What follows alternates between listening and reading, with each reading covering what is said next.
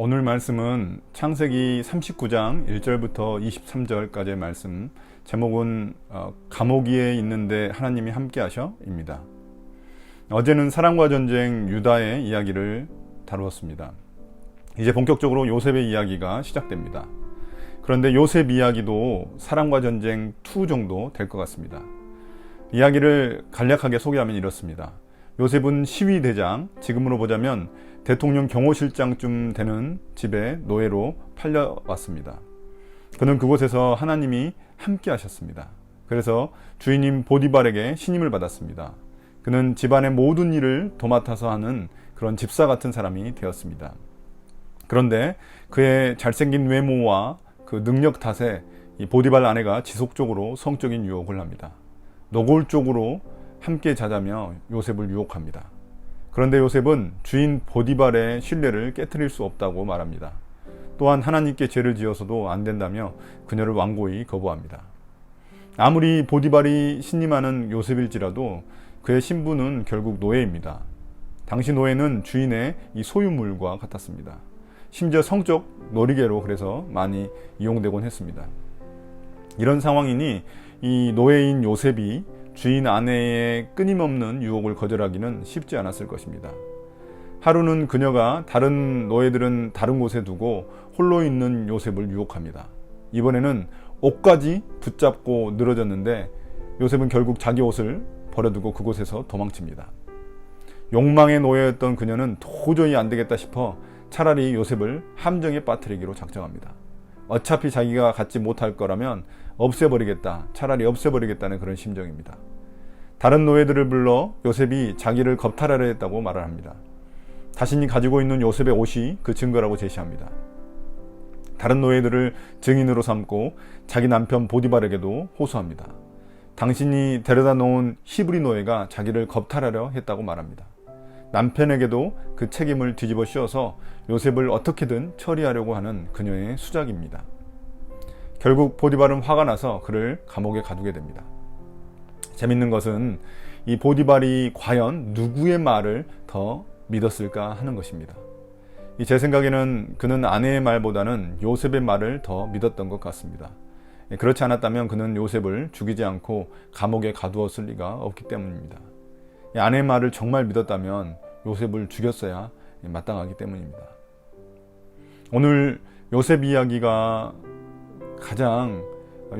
중에서 가장 중요한 키워드는 이 하나님이 함께 하신다는 구절입니다.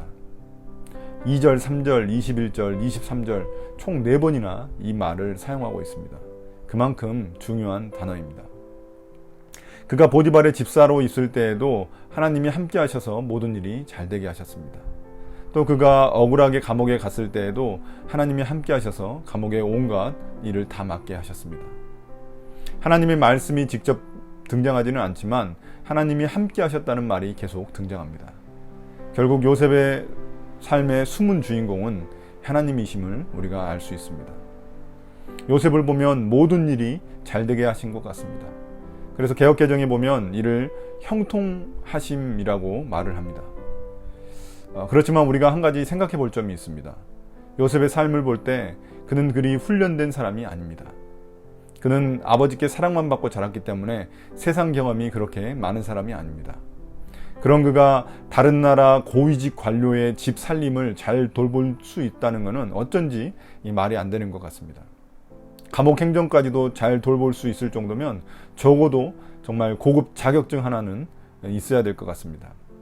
그렇다면 정말 이런 그의 능력의 비결은 무엇이었을까요? 그것은 바로 하나님이 함께 하셨기 때문입니다. 그가 가는 곳에는 어디든지 하나님의 복이 흘러갈 수 있도록 하신 것입니다. 결국 그의 능력이 복이 아니라 그 사람 자체가 복인 것입니다. 아브라함에게 하나님이 창세기 12장에서 하신 약속이 바로 이것입니다. 너로 말미암아 모든 민족이 복을 받게 하겠다고 약속하셨습니다. 내가 가진 탁월한 능력이 복을 받은 게 아니라 나 자체가 복임을 기억해야 합니다. 사람이 좋은 능력만 가지고 있다고 하나님의 복이 되는 것은 아닙니다. 요셉은 잘생긴 외모 때문에 도리어 어려움에 처하게 되었습니다. 인생을 좀 살다 보니 한 가지 깨닫게 되는 것은 좋다고 다 좋은 게 아니고 나쁘다고 다 나쁜 게 아니라는 사실입니다. 좋다고 다 좋은 게 아니기에 우리는 겸손할 수 있고, 또 나쁘다고 다 나쁜 게 아니기에 우리는 너무나 절망하지 않을 수 있습니다.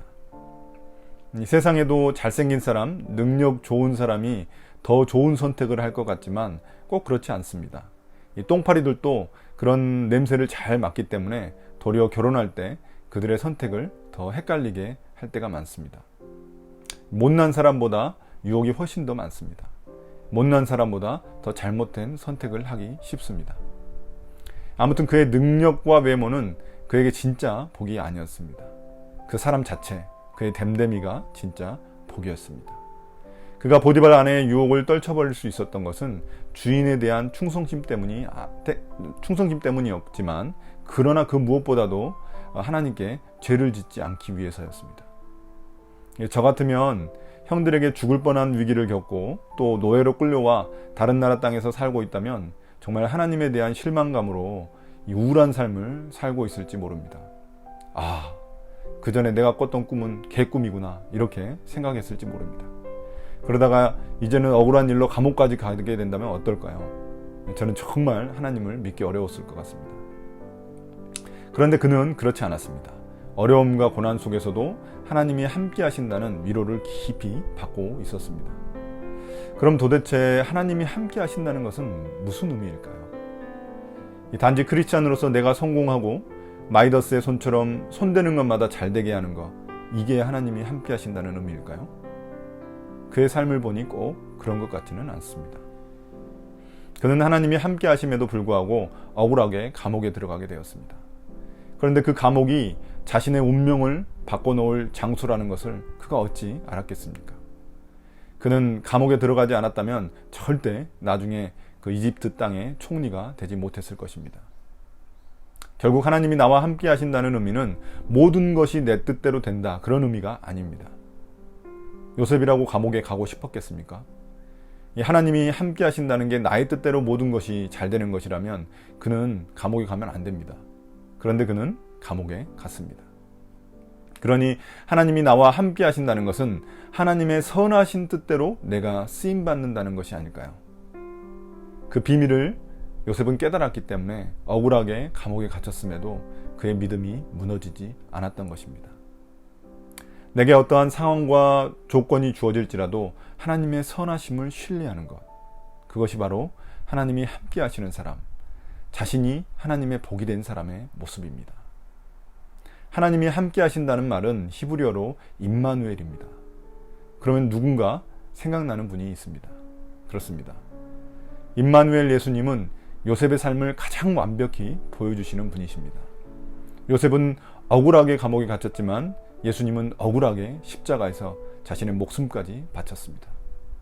요셉은 본인도 모르게 하나님의 선하심을 쫓아갔지만 예수님은 모든 것을 아시고 자발적으로 십자가의 길을 걸어가셨습니다. 요셉은 가족과 민족의 복이 되었지만 예수님은 온 인류의 복이 되셨습니다. 그 예수님이 우리와 영원히 함께 하신다는 것이 임마누엘의 약속입니다. 요셉을 보며 우리 예수님을 놓치지 않았으면 좋겠습니다. 마지막으로 오늘 본문의 21절에 나온 말씀이 너무나 가슴에 와닿습니다. 요셉은 감옥에 있었음에도 그는 하나님이 한결같이 자신을 사랑한다고 믿었습니다. 오늘 하루도 내게 일어나는 일들이 내가 보기에는 나쁜 것처럼 보일지라도 하나님의 선하심과 한결같은 사랑을 신뢰하는 하루가 되시길 축복합니다. 감사합니다.